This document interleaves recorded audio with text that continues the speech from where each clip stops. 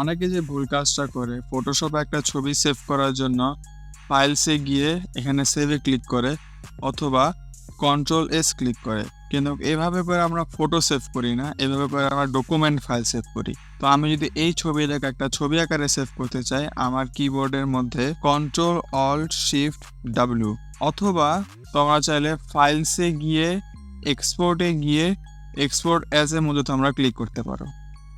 সর্বপ্রথম আমরা ফরম্যাট পাবো, তো ফরম্যাটে গিয়ে আমরা পিএনজি সিলেক্ট করবো, কারণ পিএনজির মধ্যে আমরা তুলনামূলক বেশি ভালো কোয়ালিটি পেয়ে থাকি।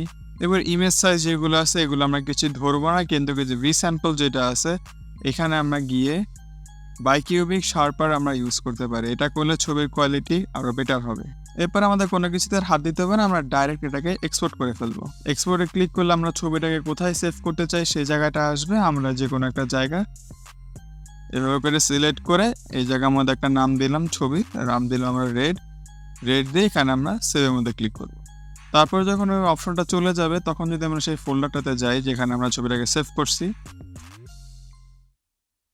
আমরা সেই ছবিটাকে খুঁজে পাবো।